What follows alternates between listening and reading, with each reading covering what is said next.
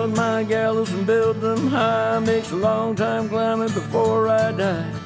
I want the chance to spit in his eye.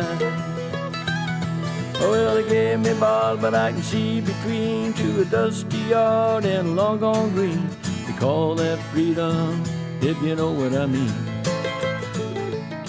And I dry my sorrows, but the whiskey's gone. I'm sober as good.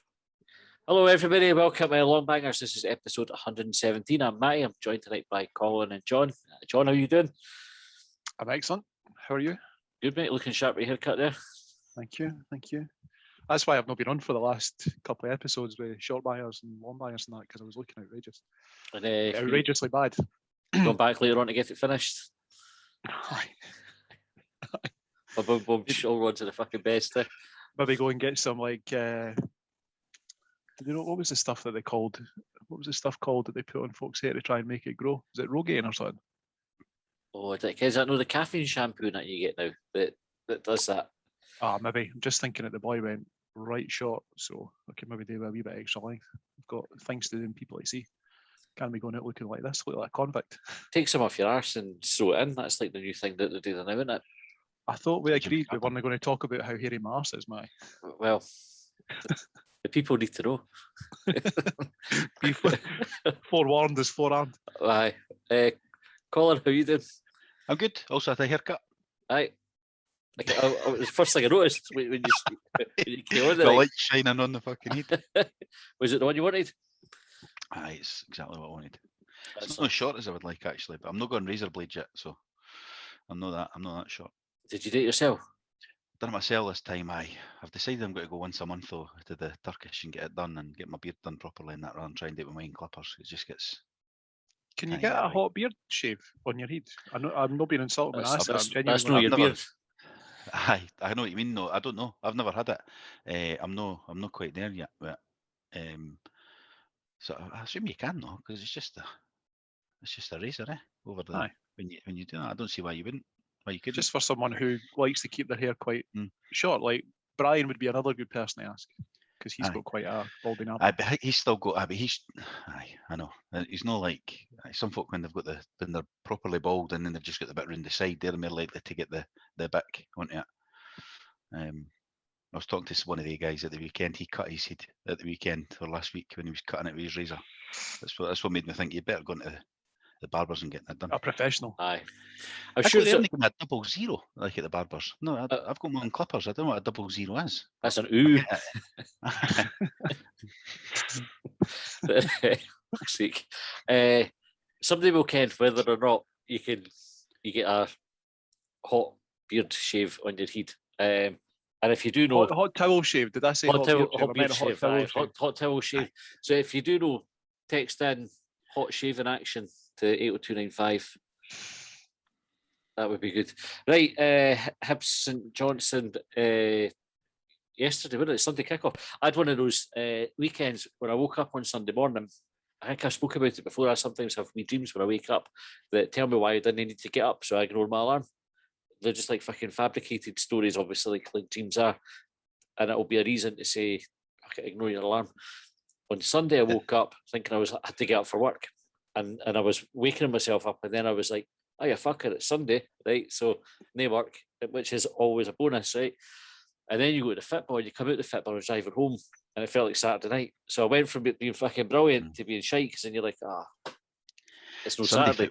Sunday football's shite, it's just not the same. It's not the same. I'd say that maybe the 12 o'clock kickoff on a Sunday is good, because at least you've got a wee bit more of the Sunday, whereas the 3 Most o'clock it's kind palatable. of like the most palatable. Like you finish up on a 3 o'clock kickoff or after a 3 o'clock kickoff, and you think, Mind that used to well, be that's half the six on a weekend Sunday. over. Mind that 6:30 on a Sunday. Aye, The Sky was slot, the 6-2 or half 6 6? Aye, or 6 o'clock kickoff. 5 past Aye, 6. 5 past I'm 6. sure. 5 past 6, aye. Those were the days, Bring it back. It's too late. Aye, It's just too late. Sunday night. funny. Mind we used to. Did you play fives on a Sunday night at the pits? Mind we used to do that. 7 o'clock, 8 o'clock on a Sunday night, and it was like, Care if I did. fucking everybody just kept calling off in that because they'd been in their bed all day with a hangover, and it's like 7 o'clock at the pits, and you're like, oh, I can't be arsed. Fuck that. How bad was the traffic around Easter Road as well? It took me an hour to get out of Wrestle Rig on Saturday. With silent tea. Aye. Was that for everyone queuing up for Galatasaray at Allan's? Maybe we were in long since shut by that time. That I got a text from the missus, saying, "How come you're it's an hour and you're not at wrestle?" Like fucking, because I decided to walk. She came with you. She got a fucking drone over you. Fuck me. That's it. How'd you give it up? So it took fucking ages to get home. Absolutely ages. I park in Sainsbury's now, and you get away not bad for there if you pick the right spot in the car park, and obviously my new seats allow me to get down the stairs first as well. Aye. So it's not too bad. Aye, I was we'll home have for some. 5:30. Were you? I stayed to the end. Bloody hell! I was still stuck in traffic at 5:30, fucking moaning about it. Right, we'll talk about the football because I'm sure folk didn't really want to hear about us fucking stuck in traffic. Colin's the parking listeners were all- preferences. I'm not telling anyone apart though. Apart from Sainsbury's. But some middle-aged men, they'll all be dead interested in that, I'm sure. Moaning about traffic, it's like the first thing you get you that in the petrol. Now you can't get any fucking petrol because of fucking Brexit wankers. I honestly think, right, see that the fuckers snap. I was going to apologise because I'm sure be folk that listen to this have voted for Brexit, and I'm sorry if you're offended by it and everything, but for fuck's sake, you should be fucking. If you voted for Brexit, then you go to fucking let the rest of us who didn't vote for it go and fill up our petrol tank and get first dibs at the shopping where there's still at least a wee bit of fucking stuff there. Because like the Tesco, mine's got fuck all in it. Like honestly, you go around and you're going, this whole bits in the freezer section empty. You go around for like cheese. Can I get fucking cheese the other day? And then no diesel when I come out, and it was worse because it was Saturday night, and I'm one of these folk, right? I don't care if you do it. The car tells you how many miles you've got left in the tank. I will run it right down till it's no number anymore. So like 1, and then it goes 0, and then I can because the petrol station's literally like What goes after 0 then? It's just a wee dash. Does it? Aye, so it's literally petrol stations less than a quarter mile for the house. Like I could push the car up to it if I needed to, right, or walk up and get a jerry can if there was any fucking jerry cans left, right? Did you try and do like 10 keep uppies and done your ankle and you're talking about pushing a car up a hill? Easy, right? Easy. I'm not having to kick it up the hill, John. I get help. My next door neighbour's fit, like he could help, like no bother. Is this the next door neighbour that you text anytime you talk to each other? No, we talk to each other properly. Also, we'll text every again as well. Anyway, so I couldn't get any of the food that I wanted, and I couldn't come out. Thought Saturday night I'll fill up before I go to football because I run it right and empty, then fill it right up, and then run it right and empty again. Right, that's how it goes. And no diesel. I was like, "Oh, you fucking bastard!" There was a tanker sitting though in the forecourt, and I was like, "I wonder if that's filling up." So I came back. I forgot to get a couple of things. So I said to Jane, "I'll fire back up, and if that's diesel, I'll be able to just fill it up." So I got back up. Tanker was still there. Went in, got the things that I forgot. Come out. Tanker gone. Went long. Signs are still up. No diesel. I was like, bastard, they must have been filling up the unleaded. But I went in and asked, and they said they needed to let it settle because it had run that low. It's like all the sludge at the bottom, so they'd have to fill it and then give it an hour or so to wait. So anyway, long and short, that sounds like shite. That sounds like they wanted to get their cars filled up before you came in. Well, nobody did. I sat and waited. I was like, oh, fucking... just get a paper and just fucking. I was like, the way I looked at it, right, is it was at least so. By the time I'd gone in, it'd been half an hour, right? So I had half an hour to wait. And I thought, if I go back home, I'm just going to have a half hour with the dog running about, trying to bite me, or get involved with other stuff, or I could sit in the car and have half hour's peace. So this is what. Going, how are you still sitting in the forecourt? This is what my life has come to. It's the best half hour in my week. You need to resist the impulse to get one of those self-driving cars, Matty, because the missus will have you straight back. Like, that cunt's getting 30 minutes by himself. No chance. Get him back. I tell you what, I would absolutely love a self-drive. I'm fascinated by the self-driving cars. I think they're fucking brilliant, but you need everybody to have one. It wouldn't work if just one person had them, or a handful of folk, because they would be all right, but other idiots would still cause accidents. But if everyone was automated, in theory, that should just run like clockwork, yeah. Aye. Until something breaks down. Aye. Until, yeah. But then it could fix itself, and that's fucking what robots doing that. Anyway, is that the end of short bangers? For That's this week? that's us with onto your talking points. Where somebody's mentioned something about fucking I think The football or lorries, something, lorries. Right. Anyway, right, aye, petrol. Long and short, I got some diesel anyway before everybody else got in. Right, Hibs St Johnstone. John, what did you think of the game? I think that there were detainees at Guantanamo Bay that were offered time off their sentence, provided they watched St Johnstone play football for a season, and they said no thanks because it was fucking torture at times. It was really, really bad. But the game itself, I think, there wasn't Did you not say, John, football's equivalent to waterboarding? St Johnstone are the footballing equivalent of waterboarding.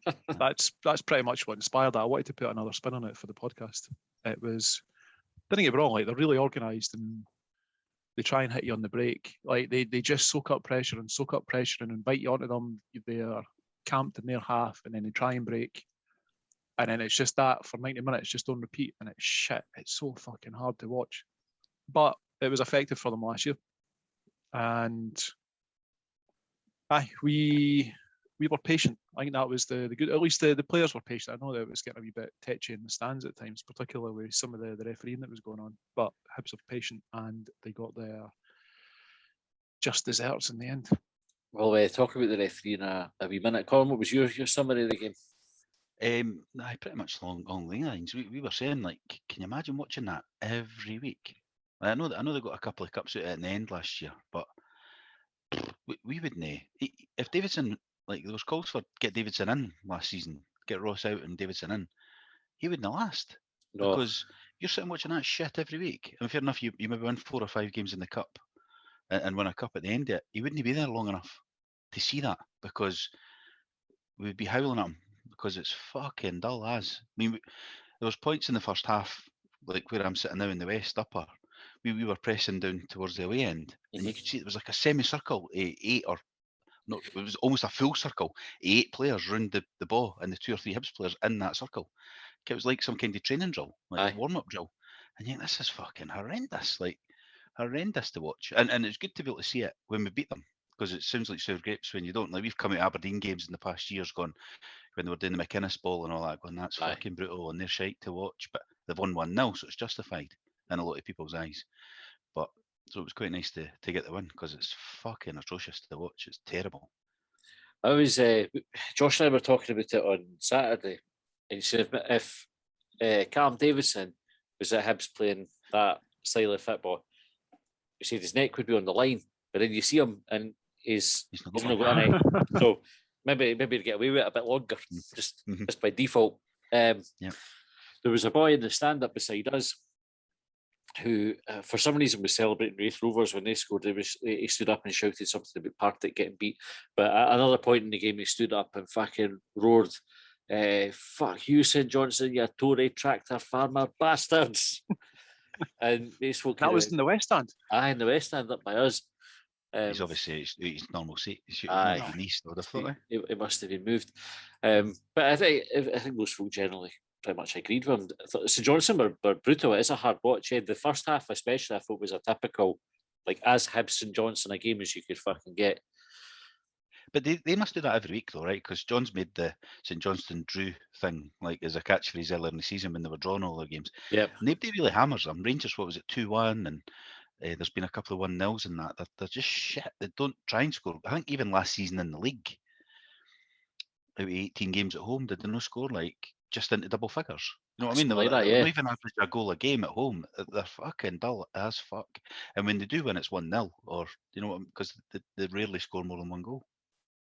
Aye, it was John. You mentioned the patience of the Hibs team. First half, we did force this a few times. Had a few good chances, a couple of penalty shouts. Did you think we had a claim for either of the? So the one with Nisbet getting taken down by the goalkeeper, and the other one was Scott Allan, which I think was before that. I think Callum Booth went and landed on his foot. I honestly don't remember the Scott Allan one. I've got a very vague recollection of it at the game, but I've not seen any replays back. Had the opportunity to watch the Nisbet one back, and for what I've seen, it wasn't a penalty. It looked like the keeper got his hands to the ball first. I don't think there's really much in it. But it was that, I think, with Beaton's performance and other fouls that had gone against Hibs, it got the fans like sort of howling, like there's another one that he's not Yeah. giving us. But looking at it again, like I said, it wasn't a penalty for me. Colin, your view on the two incidents? Well, I remember them both. Like the Allan one, because it was quite near me. I didn't think it was a penalty. I don't think anybody really shouted for the penalty at the time. It's been after the game I've read a lot more about it. I remember Allan getting up and sort of rubbing his shin or his ankle and that. But I've seen it back on Sports Scene.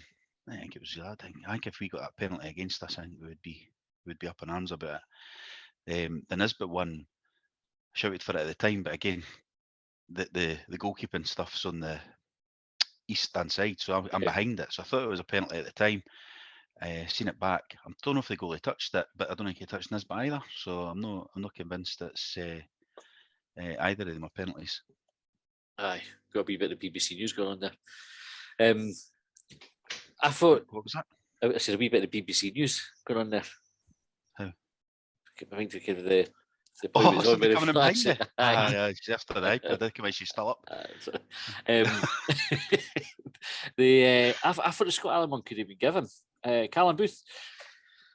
It's like, see if it was elsewhere on the pitch, it's probably a free kick. Because he's come in late on him and he has put his foot down on Scott Allan's foot. Like it's not like there's a wee bit of contact. It's like a proper coming down on it.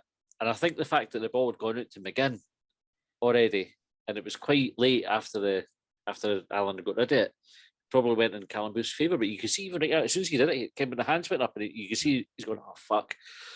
The Nisbet one, I haven't seen the replay. I shouted for it at the time. Josh and I were talking. Josh was going to say, if it's not given a penalty, should we book a Nisbet for the dive? And I was saying, but you get situations where it's neither. Like the keeper can get to the ball first, and still take down Nisbet, and that's not a penalty, but it's no a dive either. And I think that was probably the case. So that I'd give the keeper the benefit of the doubt. I think he did touch the ball before he played Nisbet. But I thought he played both of them. Like there was contact. You can see why he's not a penalty. What do you think of beating on Saturday?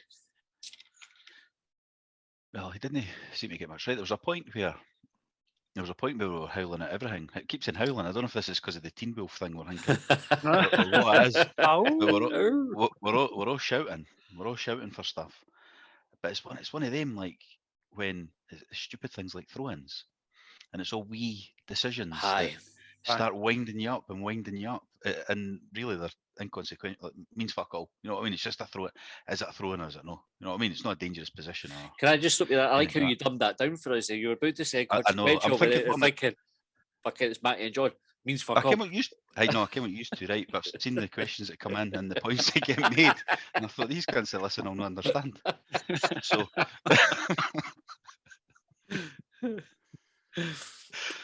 Sorry, I interrupted you.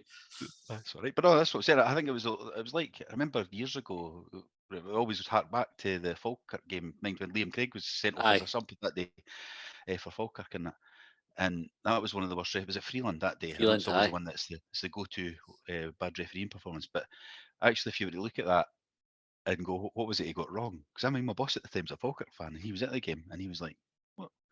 I was like, "You're trying to say we never gave us that throw in there. I never done that.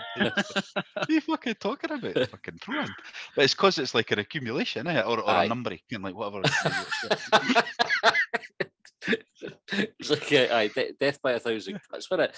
But I mean, there was a couple of the throw-ins. There was one with it was right in front of him. The St Johnstone player pretty much he tried to drag the ball back. Yep. And fucked up, just dragged it right out of the play. Hibs players don't even need it, and he gave St Johnstone the throw-in. But there was a few like that, and then the Ambrose on Boyle. So you would have had a better view of that than, or you would have caught on anyway, better view. John, you're still the famous five, eh? Yep. Aye. So Colin, you probably had the best view of Ambrose on Boyle. That looked like as clear a free kick as you could possibly get from my seat. Purely because of the two players involved. You'll remember it would have been when Ambrose was playing for Livingston, where Boyle's kind of ran at him, taking a heavy touch, and went to kind of jink past Ambrose, and Ambrose has stuck a leg out, try to pull it away, but he's not pulled it out quick enough. My impression yesterday was that Ambrose had pretty much done the same thing, and Beatons went, "No, that's not a foul." Obviously, like I was, at the other end of the pitch, Yeah. so my perspective was perhaps slightly different. But that was my take from it. I thought it was a foul. It was in that. It was during that sequence of events that Collins described, where it was like throw-ins were going not the way that they should have. There was like one of the things that annoyed me about beating yesterday was it seemed to take him an age to make a decision. Mhm. And it's one of those weird games where it wasn't just that he was shit towards Hibs. Like there was things that were clear fouls that he didn't like. I remember one in particular that was down in the my bottom left. That was definitely a foul at St Johnstone. He didn't give it. And then there was the other one going the opposite direction where he's pulled Nisbet back. He's pulled the play back for a foul by Nisbet, but Nisbet had turned the boy and was away. And I couldn't honestly see where Nisbet had committed the foul. Aye, that was about when they both have got the jerseys. Like they both got each other's jersey. Because we were saying that it's like you just need to let that play on because they're both holding on to each other. So it's a 50-50 one. Now, how can you get a foul against one in that scenario? But it was because he looked like he was running through and goal. Because even though he was in his in half, Hibs were breaking. Like. Yeah. The Boyle and Ambrose, when we were breaking forward, and Boyle got the ball on the right, he's pretty much, if he gets past Ambrose, he's through on goal. Aye. And he cuts inside, knocks the ball past Ambrose brings him down. And the referee just goes, fuck it, play on. But even I thought beating with his yellow cards, like the Porteous' yellow card, who's the centre forward for St Johnstone? Kane. Chris Kane. Just a big lump. Again, no offence to the boy, but fuck me. Exactly. Somebody mentioned on Hibs that they wouldn't mind us signing him. And I was like, he's the last type of player is the last sort of player I would want playing for us. That doesn't score goals. He just did nothing. He run through people and he fouled a lot. That was it. But he fouled Porteous. He pulled Porteous back, and then Porteous is kind of hit him back, I suppose. And they get the free kick, and Porteous gets booked for it. It was just nonsense. And I think if I was the cart that got sent off for dissent, what he did is a booking all day long, and kind of the clapping the linesman, like you always get a booking for that. But Chris Cadden just before it had. He was going mental. I listened to you talking about it on Clickbang, and one of the pitch side views, I think it's Lewis Forfar that does it, or Forfar rather, and he got a good image of it because I remember seeing it at the time and thinking, because Cadden was behind the boy and then outpaced him to get to the ball ahead of him. And I think, I can't remember exactly, but if I remember correctly, the St Johnstone player has pretty much got an arm around Cadden's arm, like he's preventing him from running. It's not like a hand on the shirt, which is kind of accepted as part and parcel of the game. He's holding on to a body part of Chris Cadden's, and Cadden's still got the foul. But I take your point entirely. Like it was utterly bizarre that Cadden was able to run almost the entire half, shouting at the linesman and had nothing for it. But you get something ironic, the ironic applause for the player, and he gets a booking. I bet it's showing everybody that, whereas the shouting thing, they all shout at each other all the time. And I get it. I mean, because I thought he was going to get booked when play stopped as well. Because I watched him the whole way up the touchline do it, and I thought it was a foul as well. But doing the applause thing, it's like blatant disrespect. Whereas that shouting's like you're annoyed, frustrated. Whereas that's actually a sign of disrespect more. Well, then if you're Liam Craig, he got booked for shouting at him at the penalty. So shouting him for the first minute. With the Phil Scott Allan. The referee could have done with booking him out the doors and just getting a grip of that. I think the thing is, he gets referees' backs up. But like, I kind of folk think leaders are folk that shout all the time, but he doesn't. He does it in the total wrong way because the referees must go, fuck off, Liam, again. Like, you're going to have to go through all this again. And if they just booked him in the first 5 minutes, he would have to shut his fucking mouth. He wouldn't have any choice. Beaton, there was a real danger, I think, in the first half that Beaton was going to properly lose control of the game, because I think the players could tell it, and you could sense it for the stands when a referee's having a shocker as well. And it wasn't just bad against us. It just like you said, John, there was times where you're looking at a St Johnstone foul, and they're not getting it, or whatever. And you're just like, fuck. I think how you could be quite as bad as it as a referee and just kind of no bother, eh? I'd need to watch it back again though, because I think sometimes you get caught up in it and then you start thinking things are going against you and you're shouting for stuff that the referees maybe got right, if you watch it in the cold light of day, I wonder how many he actually got wrong. Aye. That's I'm not Or defending even- the cunt. Like, I'm not even for a defending him, but slightly I just different- wonder. Even for a slightly different perspective, because like you say, cold light of day, I'm up in the famous 5. I think Colin, you were in the east, West near the way now. but I maybe even just see it from a different, just a totally different perspective. Maybe even from like the cameraman's point of view, like maybe you get the opportunity for an instant replay or something. Whereas in the heat of the moment, after like 1 or 2 decisions start going your way, you think, oh, Everything's against there's you. beating again. do. Aye. Aye. Well, if You we do. talk about the one decision he definitely got right, the Hibs penalty. What did you think of that? John, I'll come to you first. What was your take on it? See, at the time, I think it was, who was it hit the shot? Was it Boyle? Yeah. Instantly screams for the penalty. But to be honest, that's what I saw. I saw people claiming for the penalty. Then I looked at Beaton, and I looked at Beaton, and I looked at Beaton, and then he finally awarded it. I was wondering if he was listening to the linesman though, because they all talk to each other. He was crouched. He was trying to get a good reception because he kind of squatted down for a wee while. He was When he leaning was, in for a shite or something. aye.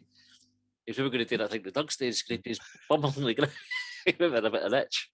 So, during the game, I couldn't have honestly say that I saw like a clear infringement, and having watched it back, it's still. See, if I'm being really, really honest, I couldn't honestly say it. The footage isn't conclusive. It's really hard to tell because the way that the camera pans over, it's a wee bit grainy. You see the player, and he kind of turns. He's got an arm out, maybe beating the way that he looks at it, thinks that it's hit McCart's right arm. But when you're looking at the instant replay, it's maybe hit his left the way that he's turned. And like I was even having a look at the laws of the game today and about deliberate handballs and bodies being in unnatural positions and what have you. Like, it's just, you could look at it all day and it is inconclusive. The referee saw it one way and the rest of the Scottish football seems to have seen it another. What about you, Colin? So at the time, you're thinking, I just assumed the referee had got it right. Right, because I thought he has smashed it. Sometimes you didn't get them because you're that close and you smashed it.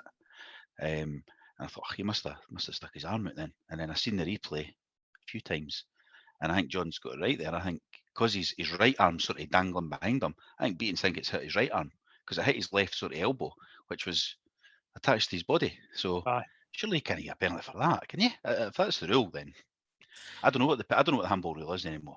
I think the handball rule has been discussed quite a bit during the podcast because there's been plenty of times where there's been a few occasions, at least maybe till end of last season, maybe beginning of this, where there's been balls that have bounced off of like a Hibs player's hip or leg and it's come up and hit their hand. And I think we're all agreed, and the rules are saying that that's not a penalty. Yeah. And the only thing that I can think of, there was something to do with like where a handball is considered, so it's from like the armpit downwards. So the bottom of the sleeve. Somebody put the rule on. Somebody put the rule on the message board yesterday or this morning. Handball offence occurs when a player touches the ball with their hand or arm when it has made their body unnaturally bigger. A player is considered to have made their body unnaturally bigger when the position of their hand or arm is not a consequence or of justifiable by the player's body movement for that specific situation. By having their hand or arm in such a position, the player takes a risk that their hand arm's hit with the ball and being penalised. What the fuck does that even mean? So could you argue then, because he's turned his arm to be the area of his body that's going to hit the ball? Aye. But if he didn't turn his body, his arm would be in a natural position. Well, but it wouldn't hit it. It would if he hadn't. But if it hit it there, it was a penalty. Whereas if he keeps it there, it's where's he put his arm? But this is the point. So he's going to block the shot by turning his side onto it, right? And so therefore he's putting his arm in front of the ball. Whereas if he just goes face onto it, if he stands poker straight with his arms at his side behind his back, it's not a penalty. He just has to put his hand behind his back, like this. He just needs to put his lead with his arm. Right. So let's do it the other way then, right? See if we get a penalty against us next week at Ibrox, like that. What are we saying? We're going he did turn his body into it. No danger. No, it'd be the worst. So this is the thing. Like, we're speculating on what is what I'll be saying if that happens. We're speculating on what we think Beaton saw, and I think what he saw was the right arm out in that unnatural position, but it's not. The ball's going that fast. He's maybe not. He knows it's hit something, but he doesn't. Aye. Ken what Aye. it is. I agree with that. It's got to be that. It I can't be think the Hibs. it's probably the most rational explanation. I know there was the discussion on .net. There was some sort of still frames of where his arm was when the ball hit it, but again, it's no conclusive. You can't actually see through the image how close the ball is, like whether it's actually where it's made contact or. I was playing a wee bit devil's advocate there. Anyway, was saying that he'd put his kind of led by his arm. I didn't think it was a penalty when I watched it. It's definitely one. If it had gone against us, I would Well, did hold it not that. a couple of years ago? I would hold that Portugal as a one like grudge that for years. Yeah. Again, one of those ones that you had on it because it's like such a disgrace. We've had a good run of penalties, Aye. The last 3 But- games we've had one. But they do say when you're in the box, you get more of them. That's what we've heard for a number of years. So Colin, that's what obviously you are just in the box a taking- lot more. You've taken the words right out of my mouth. That was going Aye. to be my number one Was it? slam dunk Sorry. defence was teams that get more penalties, they create more chances and that, or sorry, the teams that create more chances get more penalties. So it was kind of vindicating Hibs attack and play. That's what they've been telling us about Rangers and Celtic for years. For years. Aye. The 3 penalties in last week. So St Mirren was Porteous getting pulled down. Stonewaller. Penalty. Yeah.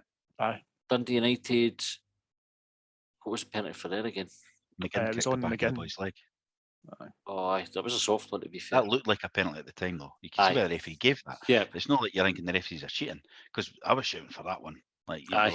like I do for most of the anyway. But you're looking at that and you're going penalty, and then you see the replay and you're he's kicked the back of him rather than being kicked on the back. Aye. I mean, you can see how they can get that wrong. And I then- actually did a Fair play to the beating. refs. I did a beating during the Dundee United game. I had a good look at it and went, "Oh, aye, that's a penalty." that's a penalty. We'll have that. Team Wolf tried to put Boyle off this. He had the drinking the water, standing at the side of the goal for fucking ages. Boyle rocks up, puts the penalty away, and then goes and has a good drink of the water and chucks the bottle away. I think Newell then went in, poured the water away altogether, which was a top bit of shithousery. Just shithousery squared, wasn't it? Aye. Do you think that's fair game, or do you think it's disrespectful? Colin, you played sport at a decent level. How do you view that kind of incident? I think that's absolutely fine. If he's trying to, they're both doing the same, aren't they? It's the same when they're doing all the speaking before the penalty and that. You know, like when the goalies give them a bit of the lip, and they can just when they score, they just go back and tell them, make sure they know. Aye. Can you hear me? Can you hear me? Oh, Yeah. my Wi-Fi's all fucked again. Sorry, here, guys. here you find, mate. Here you find. It reminded me, I don't know exactly the same, but there was a friendly we had at Starks Park, I'm sure it was, and in the first half, the Wraith goalkeeper's got his couple of bottles of water behind the goals, and there were subs were warming up, and the subs nicked them. Which I thought was good. I think if that my was teams did it, like we're off it, eh? I was at that game. That was a playoff match, yeah. Was it? Aye, I was there with you when we were in the Division 1 playoffs. Bloody hell. I thought it was about a friend. There you go. Aye. But it's good. I think I'm all for that kind of thing. Boyle got man of the match. Any disagreement with that? No, the fact that I didn't expect you to disagree that he got it, because that's fact. But do you think it was the right choice? Probably. I mean, I know we were having a wee chat beforehand about Hanlon and Porteous and how they were candidates, but for like the penalty was the key moment in the game, because there wasn't as much as Hibs had more chances, I think, than St Johnstone throughout the course of the game. Was there any real clear-cut chance? I know Doogie Tripod had that sort of sclaffed effort that Xander Clark pretty easily saved, but I didn't really remember much else apart from that. There was plenty, Boyle- plenty after they went down to 10 men and they were chasing it with a few decent chances. But the penalty was the key moment. Like that's because of the games that we've had against them before, because they know what we're like, we know what they're like. That was the key moment. So for Boyle to put that away in the situation and the pressure that he was under, man of the match. Colin?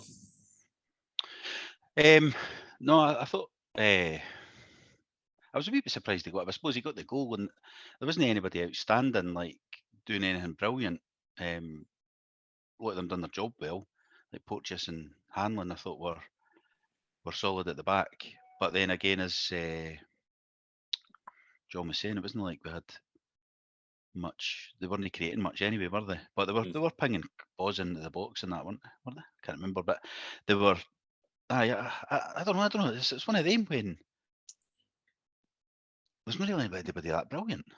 Because of I thought because of the way that St Johnstone were playing, like mentioned earlier, that as soon as Hibs got the ball, and probably even before Hibs had won the ball back, St Johnstone, it seemed, were camped in their own half, and it's quite hard, I think, in those circumstances for any player in particular to stand out. Yeah. But also in terms of the cross balls as well, like one of the things that caught Hibs out last year playing St Johnstone was the fullbacks in particular getting beaten by headers. And like you were saying there, Colin, like, I don't remember any crosses into the box yesterday. And another thing as well, like there was the odd corner here and there, but there wasn't any free kicks that I remember being given away on the edge of the box either. And I wonder if that was just something that was well drilled into Hibs. Like, didn't get, no free kicks in this area, and fullbacks, you need to be winning your battles. Matty, I think you mentioned on Quick Bang one of the headers that Dougie Tripod had won against Kane. Like, he just launched himself at it and made sure that he won it. Aye, he was against Rooney early doors. Rooney, sorry. Aye, he went up and he was really. It's one of those ones where the player actually kind of launches himself and it's like, I'm winning this no matter what. Aye. I thought the team played well, like individually. I didn't think we had a bad performance in the team, but it's like they were all sevens, maybe 7 out of 10s. And probably that's where the kind of collective performance sits as well, round about that. What's that, about a 10 or 11 out of 15? Round about that. Go on, work out what 70% of 15 is. No, fuck you. I'll just go with what I've got. We're doing it. 10.5. There you go, which is exactly what I said.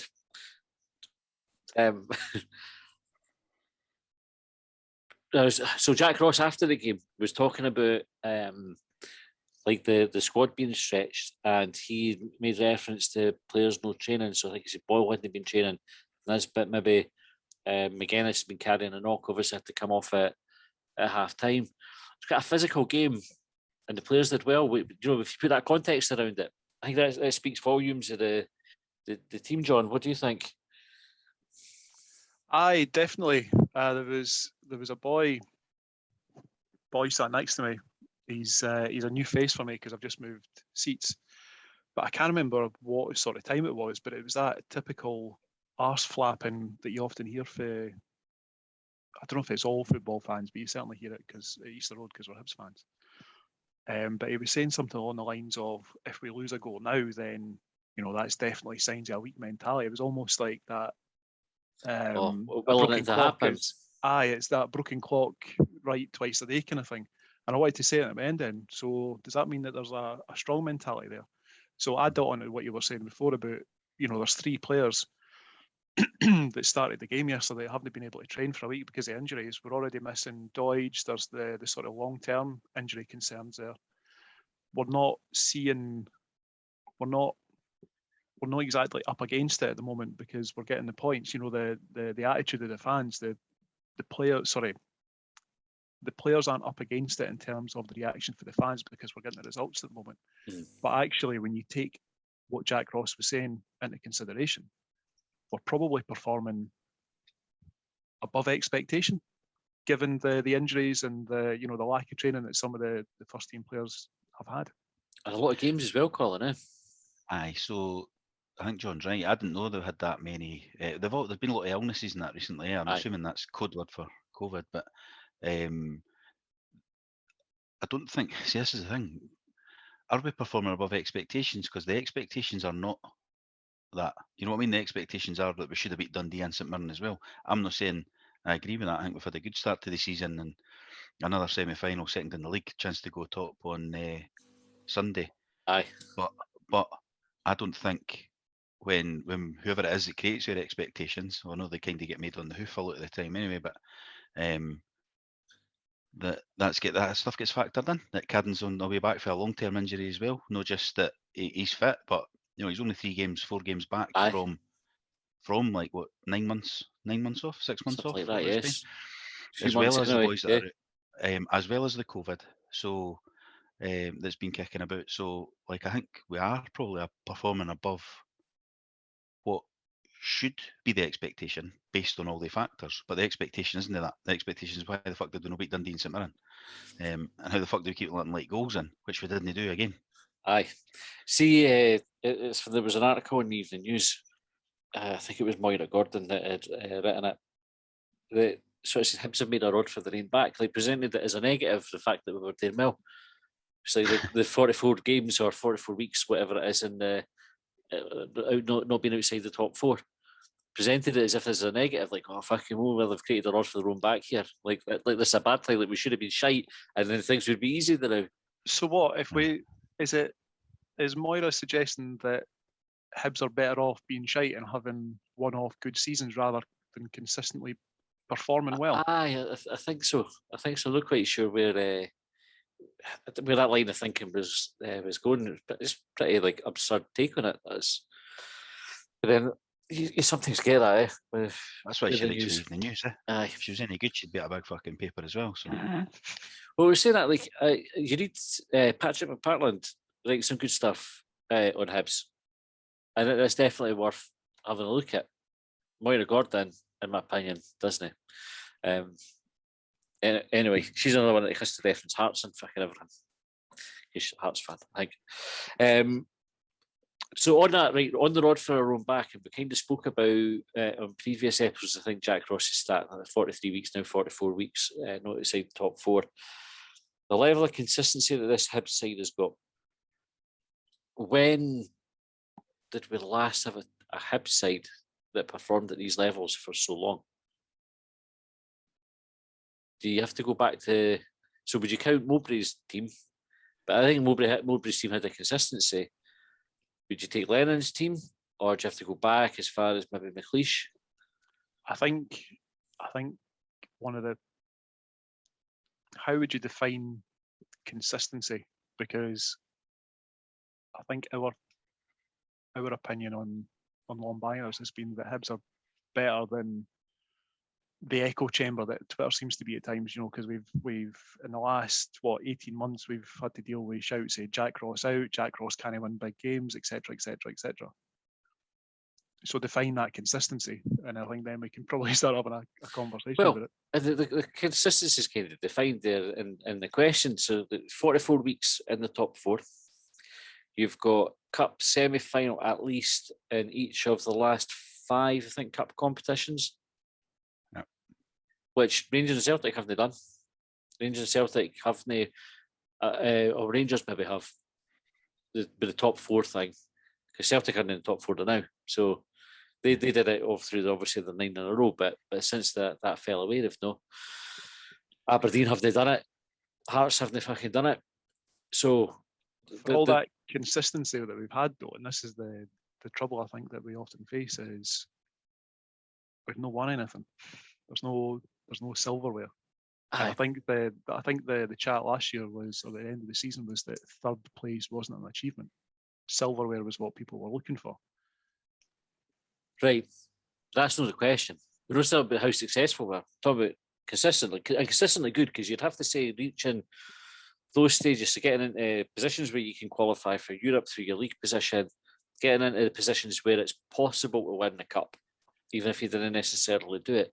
Isn't it something that Hibs teams have done over the years, and definitely no churning out the sort of win rates that we've got at the minute? The biggest problem we've had in years is the inconsistency in that we didn't beat the shit teams regularly enough, and that's what we've been doing. The last year. Take out the obviously exceptions, St Johnstone, but also the one-offs against Livingston and Ross County. Yeah. Other than that, we're winning even home and away. It's not just a case. And if you want to build and you want to move on, and if 3rd place isn't an achievement and it's winning the league that's the achievement, to do that you need to beat the shit teams home and away. So you need to do that, and then you need to start then beating Rangers and Celtic. If you're going to actually move on and progress further, aren't you? Aye. So we've not been consistent, because the Mowbray team was brilliant to watch, but they weren't consistent because they went for about fucking 8th place until it finished third in the end. But mind, at the start of the season, it was a bit it wasn't that great until they got going, and it was like Aberdeen at Christmas was the turning point almost that season. Yeah. And then Who was the other one you said? Lennon. Well, Lennon. Lennon. Well, we were Lennon, consistent Lennon in the had championship. Lennon had but I half a mean- season. Aye, half a season. That's right. And in the championship, it was a lot of draws in that against Yeah. even shitter teams than the ones we were beating now in this league. So, you are probably back to McLeish's season or two until he bought his own players in mind and put in the tank and that. So you might even be back into the fucking 70s. Fucking hell. If you think it, depending on if you're talking consistent over more than a season, which we are now into our second season yet, then when is that happened? That's pretty poor to like. Sorry, I'm talking us down here, but it's like But it's past your true. lifetime. Well, because what normally happens, I suppose, and it never happened this time, is we have a good team, it gets to the summer, and then we get the best players get taken. Whereas this summer that didn't happen. We managed to keep a hold of. But Boyle, I think, was the most important one to keep a hold of. But Boyle, Doig, and Nisbet, Porteous, aye, all staying. We replaced the goalkeeper with another good goalkeeper. So actually, the team's not any weaker, which normally is what happens when we have a good season. Is we're weaker going into the next again season because we can't replace what we've lost. Just constantly starting again, trying to find that rhythm, isn't it? We used to talk about that when Tommy Wright was at St Johnstone, and folk would say, when he was building it and getting in the top six regularly and all that, and it was like folk would argue on the message boards, but look, he's only adding one or two players to his team every season. He's not churning it like we were. We were proper churning players out the door and players in, and getting all this shit for loan deals and all that for even big teams down in England that couldn't be fucked playing for us. Really, they just thought they were doing us a favour. Whereas now we've got boys that are here. There is a couple of loan deals, obviously, but in the main, they're signed for a reasonable period of time, and they know that if they play well, then they might get the big move or whatever. But it's a bit of a different mentality, I think, that we've got at the moment, and hopefully it carries on, because it would be good to have another season there, another cup final, maybe the one that we win, but also third place again, because I still think Rangers and Celtic will finish first and second. We need to keep building to catch up to that level. But this is what will happen, though. If we finish third again, a lot of people will not be happy, because Celtic were shite. Celtic were shite, and it's like, but they're still 10 times our budget, right? And if it comes to it in January, they'll just come and buy a couple of the fucking Hibs players. They could afford it. And it's the negative attitude and all that, but that's what happens. That's what history's shown. They'll just come in, and even if they don't want them to play them, they'll just stick them on the bench or in the stand, because they're not doing any damage. I wonder though if that's something that will continue to happen. So you were talking there about the players that we've managed to retain prior to John McGinn, because he signed that extended deal before he left. I think the last time we saw that was maybe Scott Brown, when it was, he stayed for an extra 6 months before he moved to Celtic. But in my time supporting Hibs, I don't remember many players signing, many good players signing extended contracts. It tends to be players leave. So Riordan left for Hee-Haw. Gary O'Connor gets sold, the week 10 days before a semi-final. It was all that sort of carry on. It was just self-defeating stuff. But the stuff that Hibs seem to be doing now is recognising talent, rewarding talent, keeping talent for as long as possible. So completely take your point, Colin, because I think you're right, 10 times the budget, there's still going to be the offer, a big, potentially a big salary being waved under a player's nose to try and tempt them along the M8. But if that should happen, then I think the structure that Hibs have got now is, well, if you want them, you're going to have to pay big money for them, because we've got them under contract. There's no reason for them to be leaving for pennies anymore. Especially at rivals as well. And especially I don't think we've got much of an appetite for it. If you just transport yourself a couple of months into the future, and assuming Hibs are still in or around the same sort of league position that we're in now, and Celtic are behind us, that puts us in an even more commanding negotiating position. You want our players? Well, a couple of months ago it was 3 million. Now it's 10. I wish you'd give me a warning that we were going to transport ourselves into the future, because I would have started a diet right there. It's episode 136. Would have been fucking laughing. Right, we'll get some talking points off the Twitters after the game. So Kerr Wilson was the first one. Is second realistically up for grabs? There we go. See, that's what we're getting at. That's the expectations moving, and then that's when we start getting arguments about is third an achievement or not. It's just a question. It's Yeah. not a loaded question, just a question. No, I know, but it is. That's the thing though, because I expect he's saying is it because he thinks it is. What about you, John? And Sorry, Colin, I cut you off there. I thought you'd finished. no, Carry I on. was more or less finished. No, because I don't think it is realistic. I don't think it is. I think it's fine to target it, but and aim for it. But I think consolidating third again's got to be, because third gets us into the European group stages this year, doesn't it? Aye. Unless UEFA change the rules again at the last minute, because when they realise the teams that are going to be in. But I just think the shift in the expectations, it's like frustrates me a bit, because that's when we'll, as I say, we'll end up in debates about it. Further down the line. Aye, yep. John? I mean, I think I'm on record on Longbangers before and saying that with the right set of circumstances, I firmly believe that Hibs could win the league. And I know I also know that that's probably a pipe dream, but one of those sort of ripe sets of circumstances could be the weakness of Celtic. But as weak as Celtic seem to be at the moment, Colin mentioned the budget before. You've got Rangers a point ahead of us, Hearts are there. You don't know exactly what other teams are going to do. So it's not that simple equation of saying, well, Celtic are shit, so we should be aiming for second. There's other teams out there that are aiming for the same sort of position, that are trying to do the same sort of thing. Absolutely right. And it was last year's argument was always it's a stronger league this next season. Aye. Yep. So it's a stronger league. We're still third. Well, we're third. We're second. We're morally second, aren't we? Or legally, fucking whatever one is. Actually, literally second. Aye, literally, aye. So we're doing better than last season then, because it's a harder league, and we're better in league positions at the moment. But if we finish third, it's a harder league, so we've done better. John, you mentioned a pipe dream. Have you ever had a dream about a pipe? Don't you have? Off the top of my head, I can't think so. It'd be a shit dream, eh? Like, I mean, the way you put it in context, it makes it sound like a pipe dream that's something that's dead fanciful. Aye. But see, if I woke up and I'd had a dream about a pipe, I'd be fucking livid. I'd be like, it's a waste. Unless it was the boy that had squeezed himself into it. Maybe that one. But right, Jim said John Beaton, that was his talking points. I think we covered John Beaton as well. Do you think he was pissed before he started the game? Do you think that's what was up with John Beaton? He's just had a few before he started. In the Masonic Arms in the morning. What was the one? Was it the Loudon? Was it in the Loudon? Was that him or was it Madden? It was Beaton, wasn't it? No, it was him. After an Old Firm game. LG and Cow 456 says got green ribbons on that trophy already for Paul Handler to lift in May. St Christopher said seen from Ross's interview post-game that McGuinness, Boyle, Nisbet and others didn't train this week with 3 games in 8 days with 2 wins and a draw is a massive positive. Hopefully the lads can take the week to put Humpty back together again. Yep, we covered that. How cool is Boyle on penalties? This is also from St Christopher. To not only be psyched out by Clark, but to end him by stealing his water bottle for the celebration. And as this approaches his breakout season, he's been a joy to watch. So those ones, Boyle's coolness in the penalties, the keeper nearly saved it. Nearly, didn't know.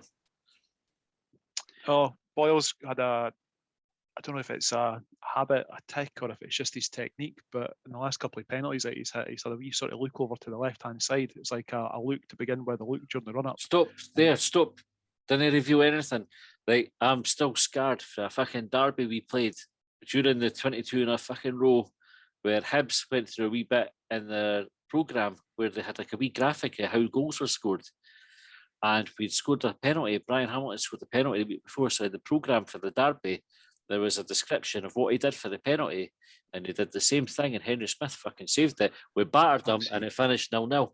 So if you're going to give away Boyle's penalty secrets here, John, I'm urging you to stop, because Alan McGregor, you can he's a big fucking fan of this. He'll already be raging, but imagine how livid he'll be, because he'll be like, yes, finally, the juicy bit, in case Hibs get a penalty, which they're bound to fucking get. No chance of getting a penalty. No, Ibrox, no, but Ken, they're on, Let's not worry about that. He's like got his big gloves hands out, he's got his big foam pen to write in and everything, and his crayons, and he's going to take some fucking notes here. And now I've scuppered it, so he'll be bashing that fucking crayon. Get to Richard McGregor. But he does. He puts it all different ways though. Because sometimes he smashes it in the middle on that. Maybe that's after his free tick. Maybe that's after that. Tell you what though, we said it last week. He's definitely on a goals bonus. That's in the new contract. Oh, aye. He's shooting in that, and you think, come on, the pass there. He's definitely on the £5 a goal. definitely. John, sorry, I cut you off. In all seriousness, you can carry on with your point. I can't remember Say what it it was. looks other way. Say it looks other way. Aye. It No, looks listen. right So or I know. The points. I got know there. there's I know we give St Johnstone fans a wee bit of stick for being backwards tractor drivers, but I'm sure they get TV up there, so St Johnstone will definitely be able to have a look at Martin Boyle's penalties late and see that he does that. He has that wee look, but as Colin says, he never goes to his left, or to the keeper's right. Like, he varies where it is that he's putting it. Do you think it gets to a point where if a player's on penalties all the time, you should take them off because they're going to miss? It's like if you got a run good, like a good run going, just go, right, keepers are going to guess right soon, so they've seen enough of your penalties to know what you're going to do. I think Hibs had a wee spell there when they went through penalty takers. I can't remember, because I remember Hanlon was put forward and he missed one because someone else had missed before him. And Boyle and Nisbet, I think, both missed, didn't they? Or was it Nisbet? Aye. It would be Nisbet missed a couple, and Hanlon had missed one. But no, Boyle's, touchwood, he's not missed a penalty for a wee while now that I can recall. So no, keep him on. Touchwood. Yes, he is due to miss one, but I don't think you take it off them until they miss one. Right. Imagine if you had Letitia or Hazard and that.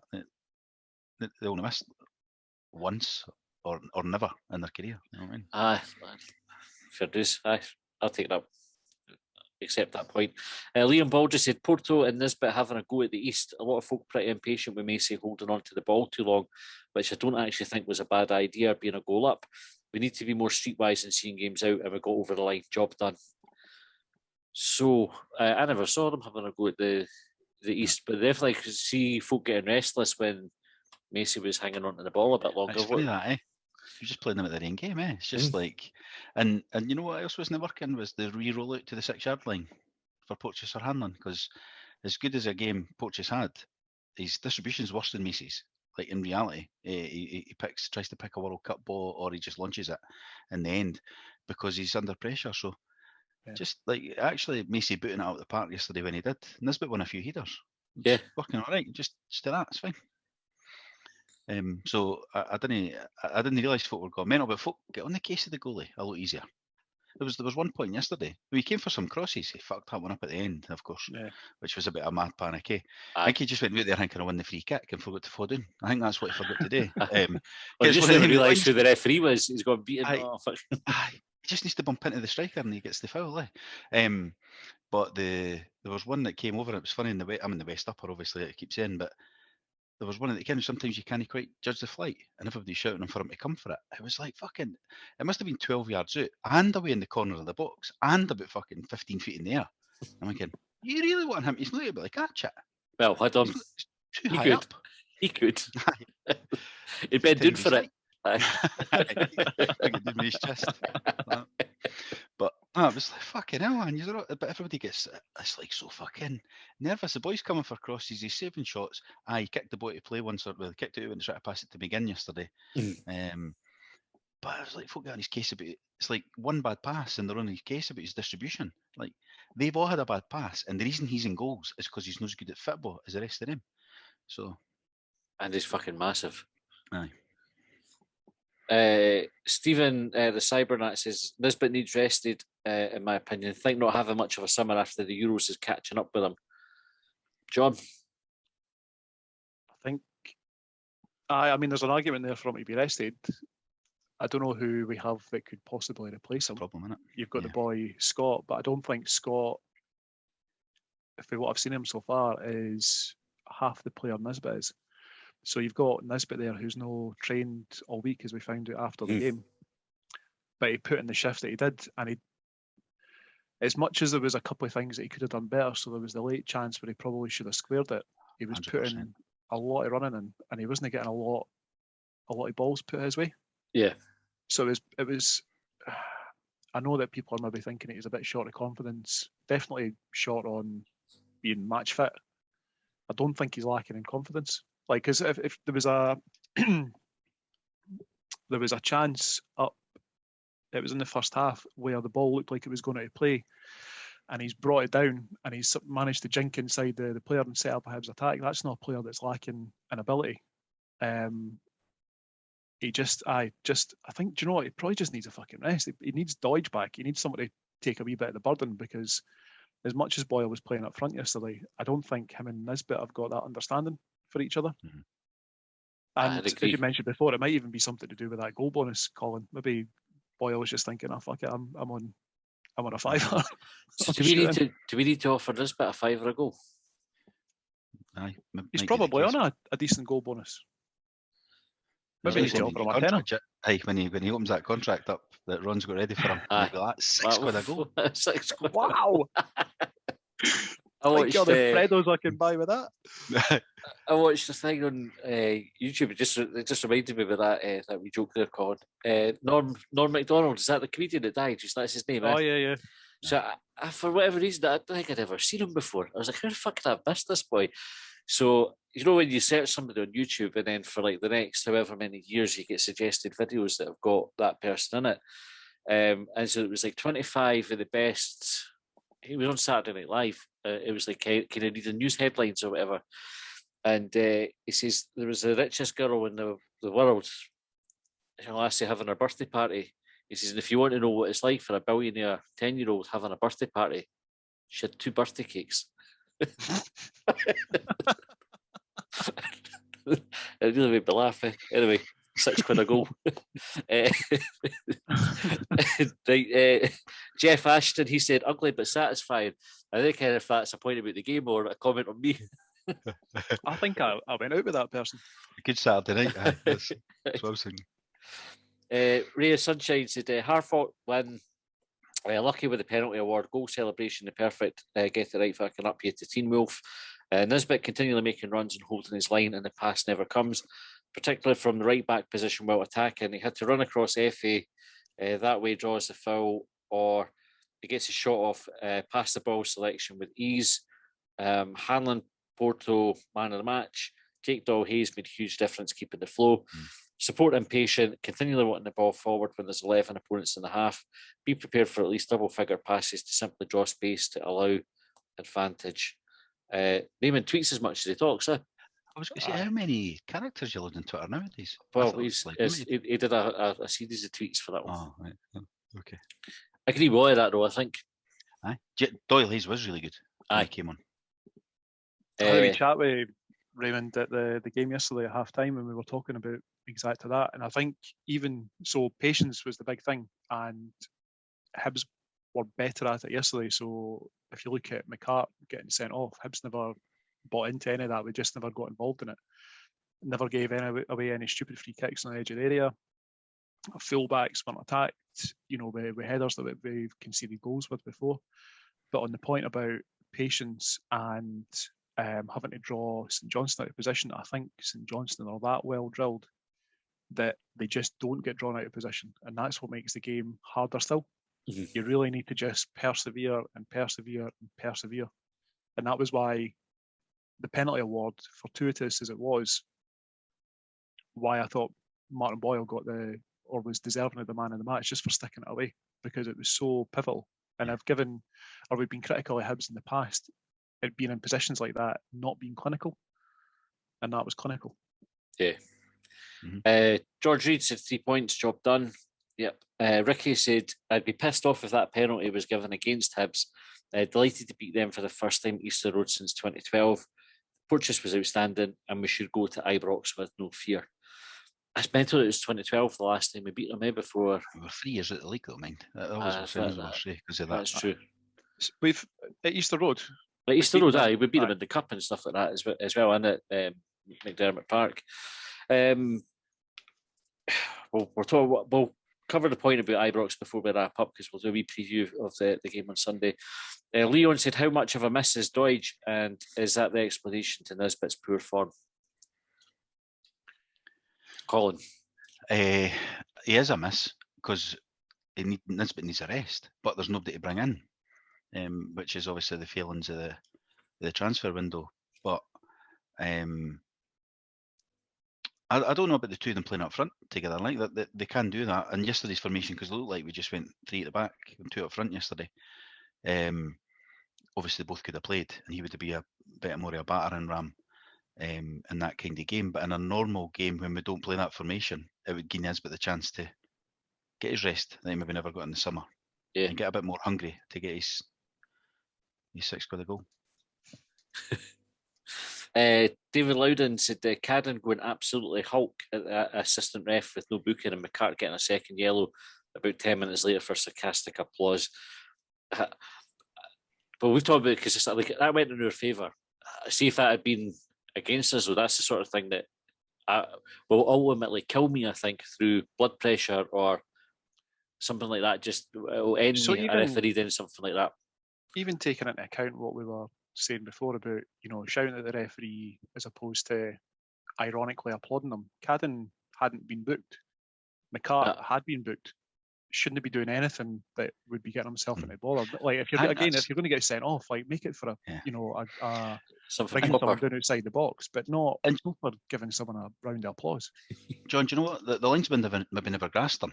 Like we obviously blame Beaton for no booking him, but he'd been looking elsewhere. The linesman's maybe just went, he's been swearing at me. The referee must have seen it though. Like I was looking elsewhere, there's still aware if fucking Cadden just running the length of the pitch, slaughtering the linesman. But the maybe he was shouting nice things to him. Aye, what you doing after the game and that? Great. We're going up George Street. Come on. Could have been. I like the way you lift your flag. There's something pretty. Would you get your boots? That would be. But I mean, the McCart one is just the amount of pundits. So Yogi was on the radio, and whoever was on sports scene, Stevie Thompson, and it's Caldwell and Naismith. The dream team, fucking hell. Horrendous. But they're sitting saying, all three of them on sports scene plus Yogi on the radio. Aye, well, Ken, he's already done a booking, so you just pull him aside and tell him to calm down. You're like, well, why? What are we changing the rules for? You're like, he booked Jake Doyle-Hayes, I think it was, for kicking the ball away. Like, he just rolled it away, he booked him for that. That's the rules. And that's the rules there. So he's fucking been booked. Doesn't matter, he's been booked before. And it doesn't matter if he thinks the referee got a decision wrong before. He's got to be disciplined, like Hibs were. Correct. Mark McKenzie said, why do Richard Gordon and co on BBC Scotland hate Hibs so much? Text 80295, but so far no response. Funny that. Keep texting them. That's brilliant. Don't give up until you get an answer. But they put Yogi on, right, to give you the Hibs representation. And John Rankin was on, I think, as well. I think he was on yesterday as well as on. He was on tonight, And Yogi sort of sides with him. It's like, you think, what's going on here? Like, what the fuck? Like, we're always last on the interviews, and you've got to, wait to the end once they've done like the Celtic rundown and that. And I don't know, like I'm the one for that. I've always said, it's in your imagination and that. But starting to think more, what the fuck is going on? But then I totally disagree with the pundits we've got on. It's boys that, as I said to you the other day, Willie Miller. Aye. He was a fucking good player when he was at primary school. Retired about 7 years ago. Aye. He was a shit manager when he was at high school. And I think he was there for the last 25 years. But he's still on there telling us about a fucking game that is totally that he played when there was passbacks. How can he comment on football in this day and age? There must be somebody newer and fresher. Aye, you would think so. I mean, he was he's a kind of bona fide legend of the game in Scotland, you would say, but he's no relevant now. Kind of him and Pat Bonner and that. I was midway through a tweet.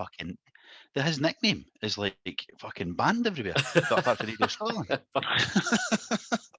know what I mean? So fucking that's how old he is. That name was alright to be calling under that in the 80s. The first time I got in the car and put the radio on after the game was just as Richard Gordon was absolutely slaughtering the penalty that Hibs got, and kind of passing comment, and he was going on and on and on about it. And it actually started a tweet to say, fucking surprised to hear Richard Gordon thinking that Hibs shouldn't have had a penalty. And then I was like, I should probably better wait and see if it was a penalty first before I go full on into it. But so that's fine, like slaughtering the penalty that Hibs got, but it's not like Hibs awarded themselves the penalty. Aye. And I think Martin Boyle was asked about it after the game, and he said, well, it's not up to me to award it. I'm just there to stick it in the back of the net. Okay, right, aye. You're not going to knock it back, are you? You're not going to say, referee. Change your mind, ref. Change your mind. Actually, John, I think you want to have another look at that. Fuck off. The other thing that they did, they were talking about Celtic, and Celtic were sitting in sixth behind Rangers and Hearts, and I can't reckon other teams that they'd listed whoever else there, but no, us like we didn't get a fucking mention in I second know, place. like, could you imagine us getting that sort of level of exposure when we were sitting sixth? Aye, We can't get it when we're third. but they wouldn't forget Sorry, we Celtic. can't get it when we're second. If he says we were sitting behind teams, though, he would have listed Rangers and Celtic if we were behind them. Just fucking, it's frustrating. Dorlesa said, "Stop that. In my opinion, the goalie passing to the defenders in the box just seems pointless and puts the defence under pressure when closed down by attackers. Then the goalie has to just belt it up the park." So, what do you think of that? Right. So we kind of talked about it, Colin, when you were saying about Porteous's distribution, right? You're holding on to a lead, right? You're 1-0 up. You've got to keep her playing out for the back still. And it does invite pressure because St Johnstone were pressing us, especially late on in the game. They were trying to force the issue. Would you rather us just launch it and lose possession, or obviously there's a chance you retain possession further up the park, or do you think it's the right thing to do and try and keep the ball and play out for the back? So there's a time and a place, I think, isn't there? So that's what they call game management nowadays. So it's like time and a place. I mean, look at St Johnstone. I texted you during the game yesterday. St Johnstone play, if we're just playing them at the end game, what they play is that rugby style territory, boot it as far down the pitch as you can, and we'll press them into the corners, and we'll win throw-ins and that down there, and we'll put them under pressure. So let's just get out of the fucking way, up the road, get up the pitch, and then we'll press them up there for it. Especially when you're hanging on. We're only hanging on, but if you're hanging on to a 1-0 lead, get out of the way. Then you invite the Porteous, who's everybody admits has got a mistake in him. Didn't he let it happen, or didn't he put Hanlon under pressure, or McGinn, or whoever it is? Just fucking get rid of it. But we all want to see good football. So when there's opportunity, play it out.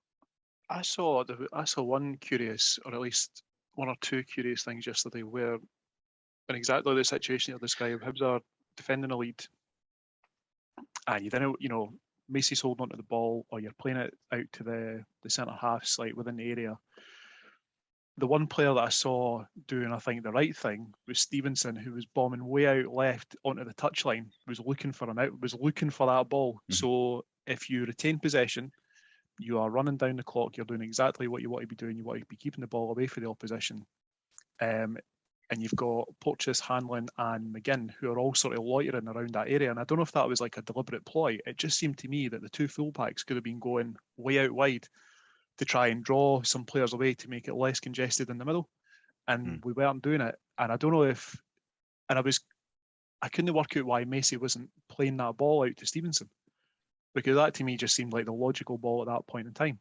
It takes away all the pressure from over here, puts it down there, and by all means, like afterwards, Stevenson could lump it in the pitch and try and get it to Nisbet. One of the difficulties that I had with Macy's distribution yesterday was the long balls that he was lumping towards Martin Boyle, like from similar positions, because there was no passes available for him except for the one that I just described there to Stevenson. Martin Boyle's not winning a header. Like, he's going to go up for it and he's going to challenge it, but he's not winning it. Mm-hmm. And Nisbet Nisbet was up against Ambrose yesterday, who's an experienced, clever defender. It's going to be difficult for Nisbet to win a ball in that situation. And who's he knock it on to? Like, he was pretty much playing up there by himself. Aye. It was, I suppose, in summary, it wasn't an easy situation. I forgot the question. I think the outball was Stevenson in that situation after he came on. But it seemed to be that Stevenson was the only one that was kind of reading the game.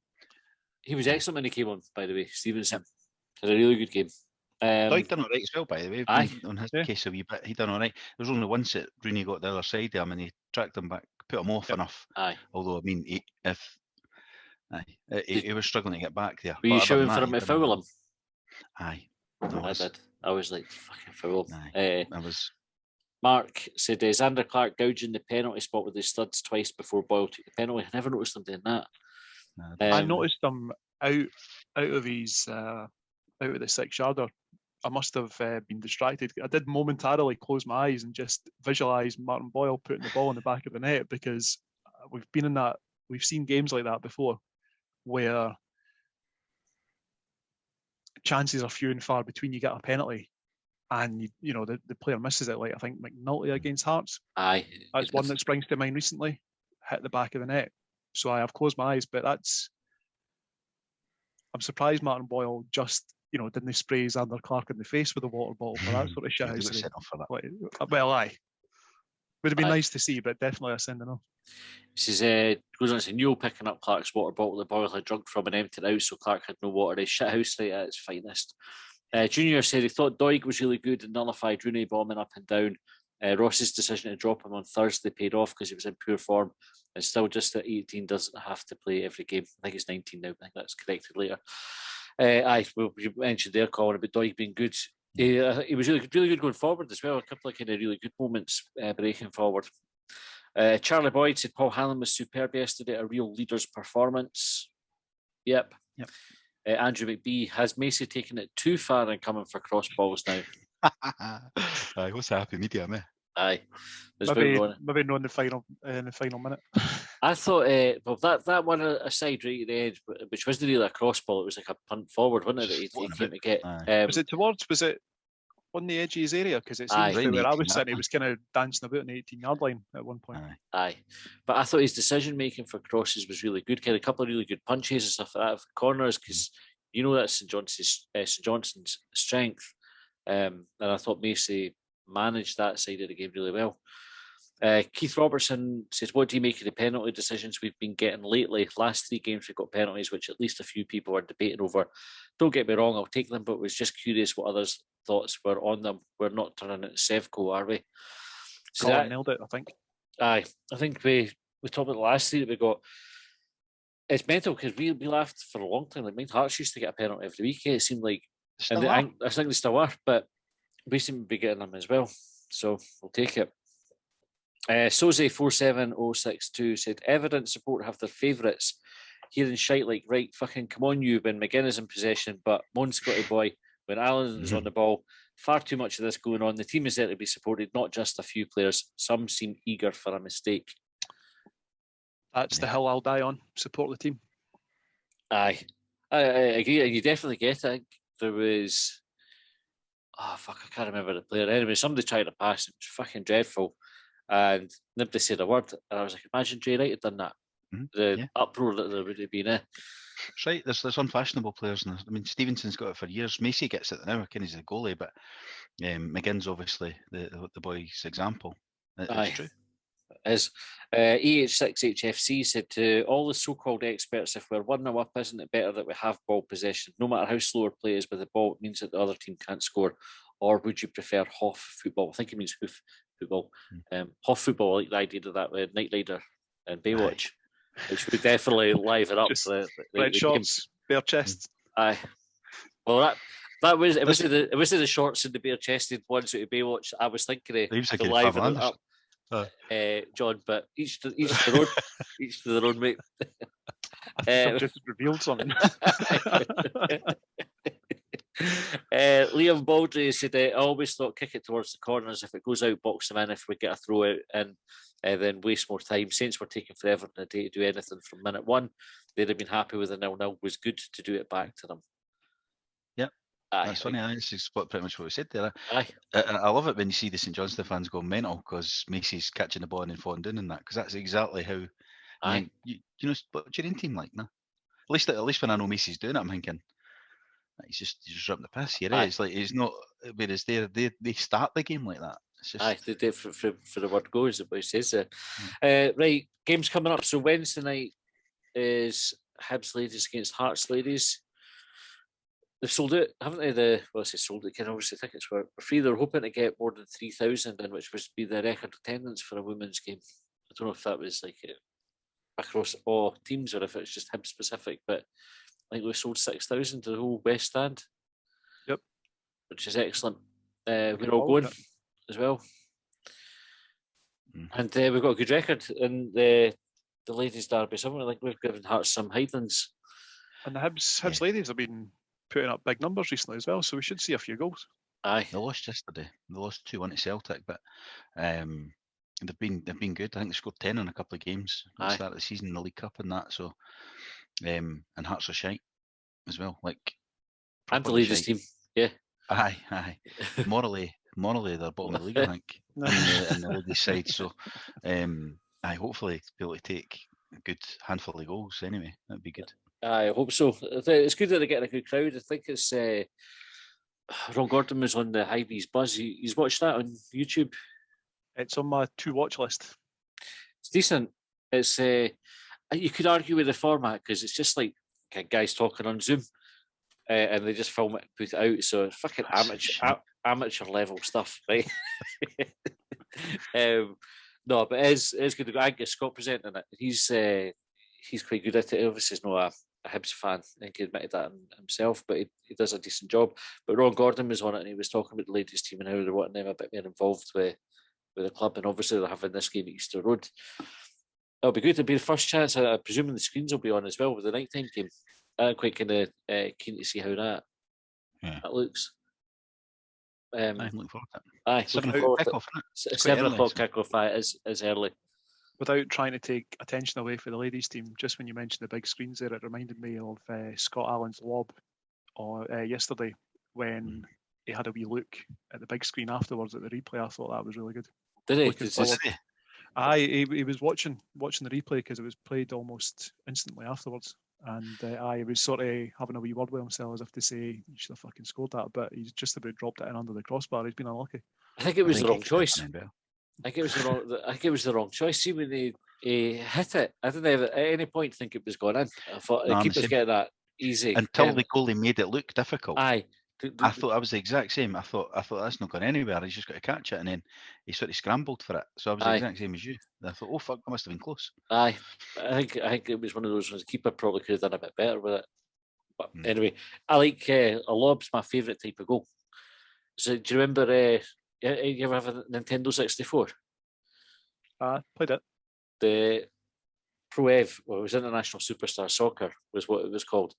I had the best lob goals fucking ever. Like the chip, you had to like kind of flick the stick back as you were shooting, and you could chip, but you could chip for fucking miles out and lob the keeper if they were off their line. It was superb. Oh, are you talking about like the middle thumbstick? Aye. Did you say the Nintendo 64? Yeah. You said Nintendo 64, and I thought SNES for some reason. I don't know what's going on with my head tonight. So that's what parenthood does to you, John. Aye.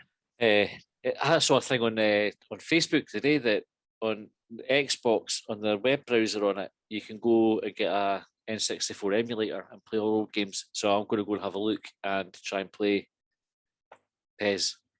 Did we not say a couple of weeks ago on Short Bangers that was a bad idea? I know it's a bad idea. However, I think the rule will be different because modern football games are shite.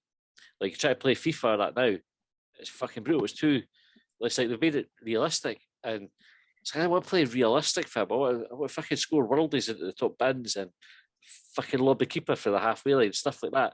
I didn't want to be playing and finishing the game 0-0 or 1-0. Try to scrape a 1-0. Fucking penalty late on. That's right. With everybody else able to do tricks, I'm going, I just want to fucking pass and shoot. So I think, in theory, the retro football game that isn't as retro as going back to Sensible Soccer, which it's Sensi Soccer. Well, I've got Sensi Soccer on the Xbox, and I've played it twice, and I loved it when I was wee.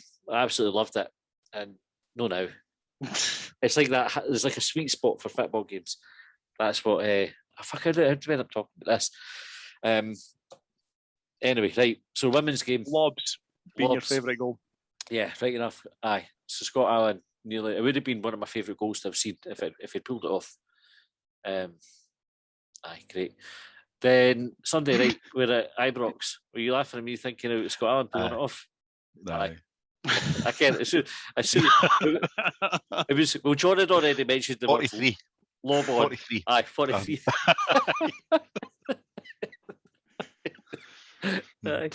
Aye, because lob on is an expression for a stoner as well, isn't it? If you've got a lob on, and John had mentioned that the lob on, and just paused long enough before he said the screen for me to go, that's quite funny. And then I've followed up with pulled it off. So anyway, yep, in our 40s, the Hibs does. At Ibrox on Sunday, there's been back. He's going to be back at Easter Road. Yep. Nah. I'm undecided. Right. It depends how the dug is. If I can get away for the afternoon, I'll go through if the dug's behaving. If not, I'll watch it on the telly instead. Aye, my mate, Budgie McBee, sorted me and my 3 mates out with tickets. So I think there was something to do with the first 300 First people 300. got into the Capital Aye. Suite. So I think we're going in there. Aye, So nice one. I'll be hospitality pretty much at Easter Road twice in a week. Get you, eh? Never Get to be you. replicated. I think it's a great idea. I like it's a good use of the screens as well. Do you know, if they're going to start generating revenue for them, then doing stuff like that's a good idea, especially when there's no away tickets. I actually called out Barry Anderson. I tweeted on earlier on about Hibs and Hearts fans facing COVID checks at the weekend. God, fucking Hibs are now because the bastards wouldn't give us any tickets. So Hibs fans don't have any COVID checks at the weekend. Is that happening for next week? Well, aye, it's for the 1st of October. So how That's do you when get your passport then? Nobody said how you get your. You've- I've you downloaded can- my thing, but is that it? That's it. That's what you need. Aye. Aye, Because I that's- never seen anybody tell me to go and do that. I just went and logged in and I thought, oh, I'll get that Aye. just in case. So I've saved it as a photo on my phone, but I didn't know that's how I was meant to do it. Like nobody said this is Aye. what you need to do now.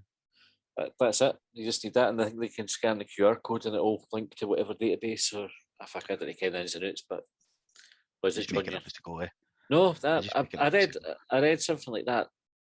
Like enough. There's no way they'll have the admin sorted on this, right? 'Cause No, they I took won't. my 'Cause- daughter for a No, I PCR can't. test this morning, Yeah. right? And they went, "Oh, you've been double booked. Can you come back later, or do you want to wait 10 minutes?" So I'll just wait 10 minutes. I've done the test, put it in the box, and then my wife had set the test up. We got a text saying, "Oh, you've took it to Newton Grange. They've cancelled it." She's fucking been. It's in the box. Still not had the result. So you just know Aye. they fucking lost it and they've fucking cancelled the appointment, even though we've done the test. And it'll be sitting in a box somewhere, not getting done. There's no way that they'll have the admin sorted on it. It's just got to be a How- fucking mess or how a would threat Hibs- more than anything. Aye, They're, how would they're going to do spot checks, is what they're talking about doing the that spot what checks they're saying? rather than doing everybody, because it's just the admin involved is fucking nonsense. Aye. But it will no matter for us on Sunday anyway. But right, speaking of Sunday, how do you think it's going to go? I think we've got a chance. I think Rangers with them, they've got that. Last season they had the unbeaten tag in the league, but they've already been beaten this season, haven't they? So let's go up against them. Go at it. Colin? I agree. We've got the week off, right? So hopefully get everybody back properly rested up, have a few days off or whatever it is they need to do in that. Due a decision through there. They've got, I think they're, did you They're talk a- about it quick bang? You're away away- for home on Thursday, yeah? They're away to Sparta Prague, I think. So they're away for home on a Thursday night, game on a Sunday. Good chance that you would imagine a good chance to try and catch them. And I think why not? Why not? A similar, chance of if we getting could if we can put in a similar defensive performance that we had against St Johnstone yesterday, discipline, give nothing away, do nothing, Mhm. like nothing silly, and then let the attacking guys do what they do at the other end of the pitch. I think it's always good if you can catch Rangers or Celtic after the European night, especially a difficult one. So I think Sparta Prague are a decent team. And I think Rangers are expected to win there. So if they do win or get something, they're going to have to be Put a lot of effort in it. at their best and really work for it. I watched the Rangers second half on Saturday. They were at Dundee. I watched the whole second half, and Dundee were as good a team as Rangers. Cummins missed the penalty, Yep. but they were matching them for chances. I know it was away from home and that, but Rangers weren't that impressive. They're getting results, like they're still getting the results that Celtic aren't getting. But I don't think either of them playing well just now. Do you think it's so- I think it's one of these ones that if we win, folk will start to kind of take notice of us. even Hibs fans think like, well, Aye, because it'll be a well, big game well, presumably. Yeah, even Yeah, that definitely will be like it. Aye. It's undeniably, no matter which way you cut it. I think folk are taking notice of this now though. Like, because we're still, you hear folk talking about how it's good for Edinburgh football because we get tagged in the same because we're obviously just above them on. I think it's goals scored now. I don't even Goal think it's goal scored, difference aye, anymore. it's goal scored. So I think folk are taking notice, but I think it's still that early in the season. It's a bit like we'll see where they are at Christmas. Aye. So even if we win, I'll take a draw. Like, but I think even if we win, folk will say, "Well, that's a really good result." Oh, can we start talking about them now? They've only played 8 games and they've still not played Celtic or Aberdeen. That's where the chat will go. Aye.